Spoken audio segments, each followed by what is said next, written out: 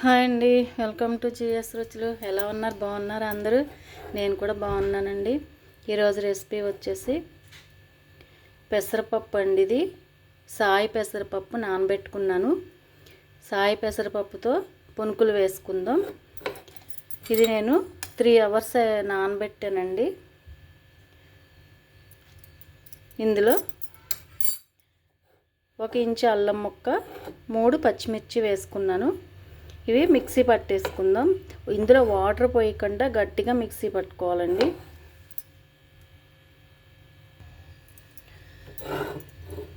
ఇలా గట్టిగా మిక్సీ పట్టుకోవాలండి, అసలు వాటర్ పోయకుండా. ఇప్పుడు దీన్ని మనం ఒక మిక్సింగ్ బౌల్లో వేసుకుందాం. మిక్సింగ్ బౌల్లో ముందుగా పచ్చిమిర్చి, కొత్తిమీర వేసుకుందామండి. ఉల్లిపాయ, కొత్తిమీర అండి, పచ్చిమిర్చి కాదు.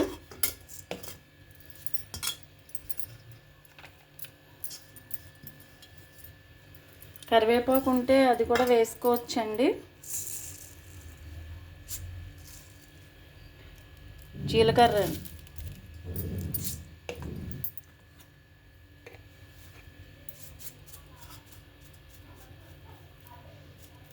ఒక 1/2 స్పూన్ సాల్ట్.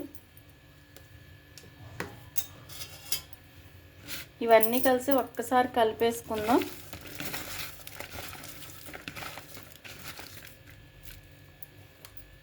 పిండి వేసేసుకుందాం.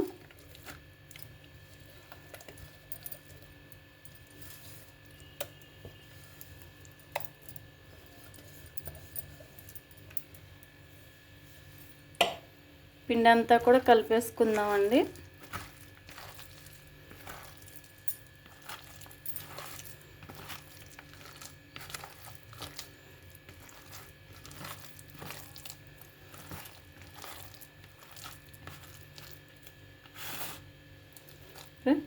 ఇలా చిన్న చిన్న పునుకుల కింద వేసుకోవాలి. ఇప్పుడు ప్రాసెస్లోకి వెళ్ళిపోదాం.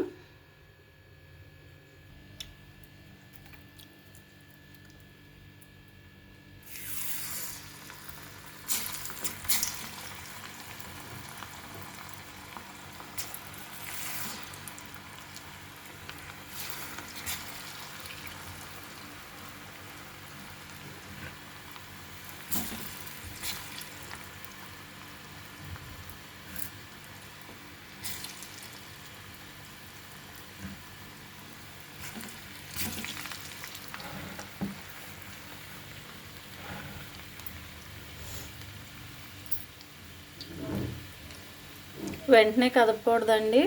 1 నిమిషం ఆగిన తర్వాత, నూరుగంతా పోయిన తర్వాత కదుపుదాం.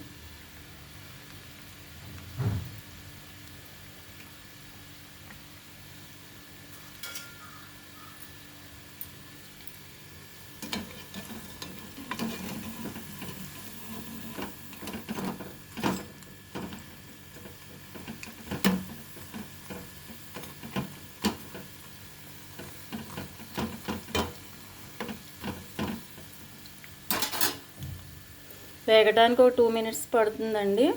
మీడియం ఫ్లేమ్లో వేగించుకుందాం.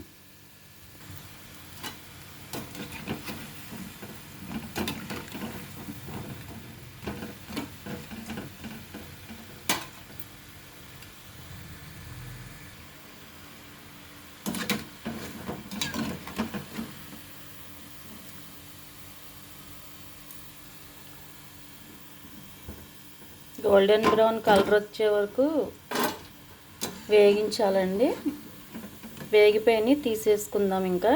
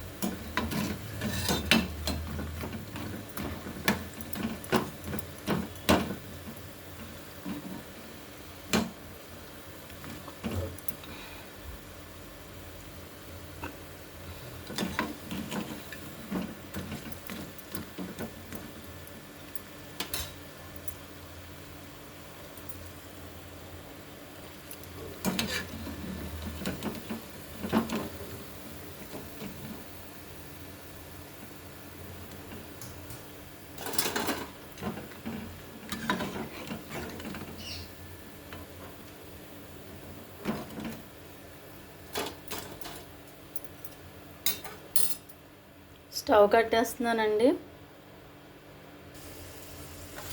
సర్వింగ్ బౌల్లోకి తీసేసుకుందామండి. సాయి పెసరపప్పు అండి, ఒక గ్లాసు 3 గంటలు నానబెట్టుకుని వాటర్ పోయకుండా గట్టిగా మిక్సీ పట్టుకుని అందులో ఉల్లిపాయ ముక్కలు, జీలకర్ర, కొత్తిమీర వేసుకుని ఉప్పు వేసుకుని మనం ఇలాగా పకోడీల కింద పునుకుల కింద వేసుకున్నామండి. చాలా చాలా టేస్టీగా ఉంటాయి, హెల్దీ కూడా. ఒకసారి ట్రై చేసి చూడండి. ఎవరైనా వచ్చినప్పుడు అప్పటికప్పుడు తొందరగా అయిపోయేవి అండి. 1 గంట నానినా సరిపోతుందండి. నేను 3 అవర్స్ నానబెట్టాను. వెంటనే మనం మిక్సీ పట్టుకుని వేసేసుకోవచ్చు. ట్రై చేసి చూడండి. ట్రై చేసి ఎలా ఉందో నాకు కామెంట్ పెట్టండి.